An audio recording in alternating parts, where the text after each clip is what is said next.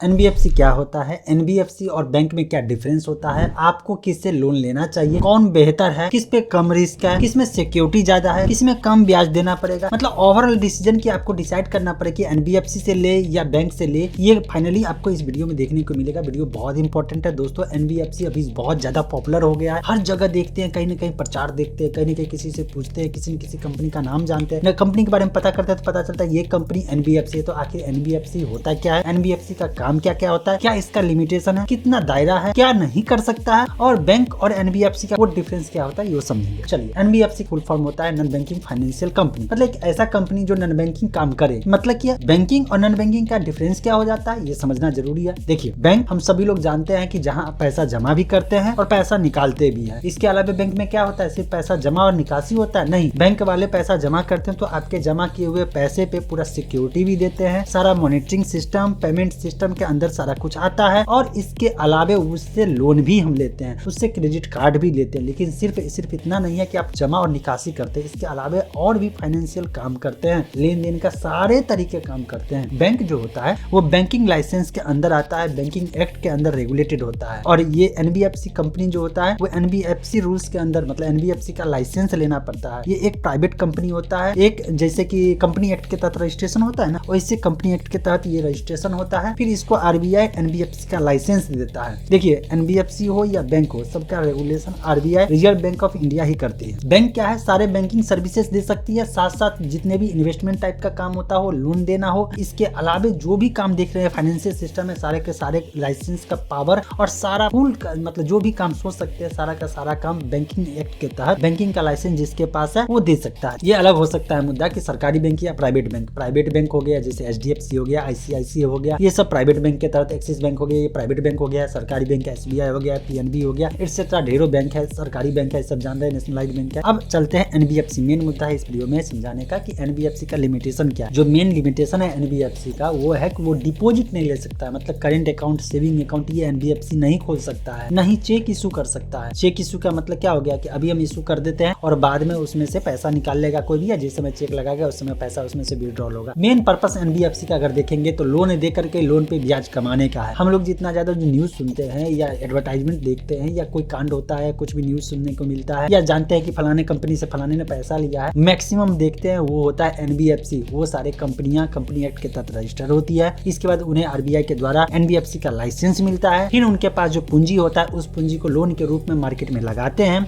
और फिर इसके बाद वो ब्याज कमाते हैं। अब सवाल एक आएगा, मेन मुद्दा कि जब बैंक है ही तो एनबीएफसी की जरूरत क्यों पड़ेगी। मेन डिफरेंस समझिए, क्यों एनबीएफसी इतना ज्यादा पॉपुलर है जबकि इसके पास लिमिटेशन बहुत ज्यादा है, बहुत सारे दायरा नहीं है। मेन है लोन। लोगों को पैसे की जरूरत होती है, जमा करने से ज्यादा लोग लेने में विश्वास करते हैं। जब बैंक के पास जाते हैं ना तो उनके पास वही जमा किया हुआ राशि होता है, उसी राशि से फिर लोन दे करके फिर वो कमाते हैं, उसी में से पैसा कमा करके जो जमा करते हैं सेविंग अकाउंट में उनको ब्याज भी देते हैं, और उसमें पूरा बैंकिंग का सेक्टर का सारे कर्जा, मतलब कि कर्जा दे दे करके जितने भी सेक्टर में जितने लोग नौकरी करते हैं उनका नौकरी भी मतलब सुरक्षित करना है, उनको पैसा देना है, साथ साथ अपना प्रॉफिट भी कमाना है। तो ये सब जो है ये देखते हैं कि इतना डिपॉजिट हुआ उसके बेस पे। देखिए, एनबीएफसी में उनके पास पहले से एसेट्स होता है, पैसा होता है, वो क्या करते हैं मार्केट में इसको एज ए बिजनेस के रूप में लगाते हैं कि मैं लोन दूंगा और लोन पे ब्याज कमाऊंगा। लेकिन जब दोनों लोन दे रहा है तो लोग सरकारी से क्यों नहीं लेगा, क्योंकि रेट ऑफ इंटरेस्ट की बात अब करते हैं तो सरकारी बैंक से लोन लेना बहुत ही सस्ता पड़ेगा एज कम्पेयर टू भले ही प्राइवेट बैंक हो या कोई एनबीएफसी। एनबीएफसी में और ज्यादा हो जाता है,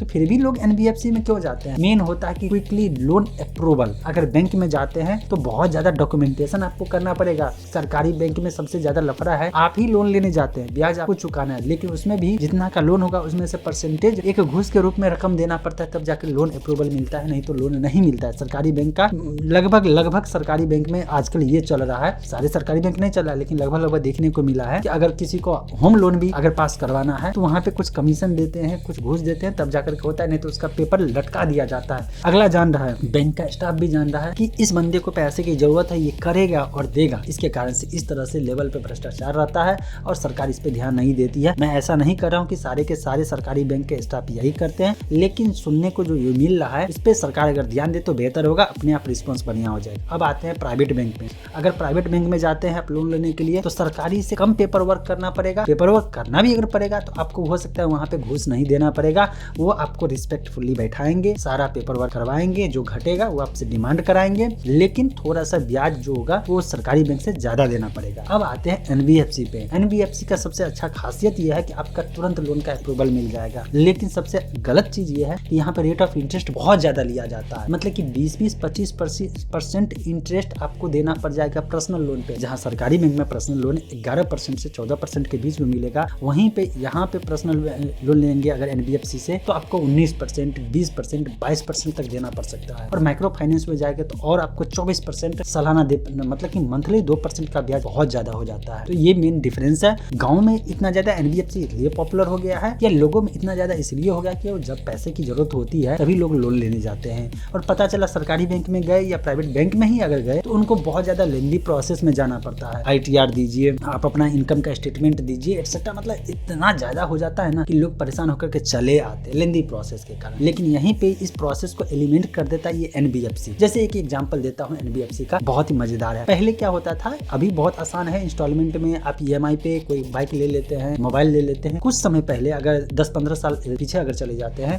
तो लोगों को बाइक लेने के लिए वो डिपेंड होते थे, कहते चलो यार मैं फाइनेंस पे ले लेता हूँ। फाइनेंस का मतलब क्या, यही एनबीएफसी हो गया। जैसे कि श्रीराम फाइनेंस हो गया, मुथूट फाइनेंस हो गया, महिंद्रा फाइनेंस हो गया। लोग जाते थे 2 व्हीलर लेने के लिए, मोटरसाइकिल लेने के लिए, एजेंसी को कहते थे, वहाँ फाइनेंस वाला बैठा रहता था, वो आपका डिटेल लिया और इसके बाद जिसके पास कोई इनकम टैक्स रिटर्न भरने का कोई डॉक्यूमेंटेशन नहीं, उनको भी फाइनेंस पे गाड़ी मिल जाता था, ट्रैक्टर मिल जाता था किसान को फाइनेंस पे। और जब नहीं दे पाते थे तो वो गाड़ी वापस खींच लेता था, वापस जो है जाकर के उठा लेता था, उसको बेच करके वो पैसा रिकवर कर लेता था और पहले जो ब्याज दी वो चला गया। मतलब फाइनेंस वाले अपना बिजनेस मॉडल एक बनाए हुए हैं जहाँ पे लोगों को आसानी से मिल तो जाता है, लेकिन एक्टिवली जमा नहीं करते तो बाद में नुकसान झेलना पड़ता है। तो एक जगह फायदा, एक जगह नुकसान। बैंक में पेपर वर्क ज्यादा होगा, घूस देना पड़ सकता है, या मान लीजिए काम नहीं भी होगा, रिजेक्शन का चांस ज्यादा बनता है। अगर हो गया तो समझिए बहुत ही सस्ता रेट ऑफ इंटरेस्ट पे फायदा ही फायदा। इधर एनबीएफसी में आते हैं तो बिना पेपर वर्क का भी आपको लोन मिल सकता है, बहुत कम पेपर वर्क का, या डिजिटलाइज जाकर के तुरंत में ले सकते हैं, क्विक रिस्पॉन्स मिलेगा, आपको रिस्पेक्ट मिलेगा। लेकिन यहाँ पे रेट ऑफ इंटरेस्ट इतना ज्यादा डाला रहेगा कि आप उस लोन के बोझ में दब जाएंगे। अगर सही से पेमेंट नहीं करेंगे तो आपका सिबिल बर्बाद हो जाएगा। बाद का नुकसान, शुरुआत का फायदा, ये डिसाइड आपको करना है। मैं बहुत सारे एनबीएफसी कंपनी के बारे में अभी रिव्यू डाल रहा हूँ, उसकी सच्चाई बता रहा हूँ। लोगों को हरासमेंट तो कोई नहीं कर रहा है, कोई मिल तो नहीं कर रहा है, कोई परेशान तो नहीं कर रहा है, इसके बारे में पूरा डिटेल बताता हूँ ना। तो बने रहिएगा मेरे साथ। तो इसे बताइए एनबीएफसी और बैंक में डिफरेंस समझ में आया या नहीं आया, और बाकी कौन सा एनबीएफसी आपके नजर में बढ़िया है, Tata capital, Muthoot finance, Mahindra finance, Shriram finance, या ऑनलाइन एप्लीकेशन के थ्रू तुरंत में 5-10 हज़ार से लेकर 50,000, 1 लाख, 2 लाख रुपया तक लोन लेते हैं वो एनबीएफसी के साथ।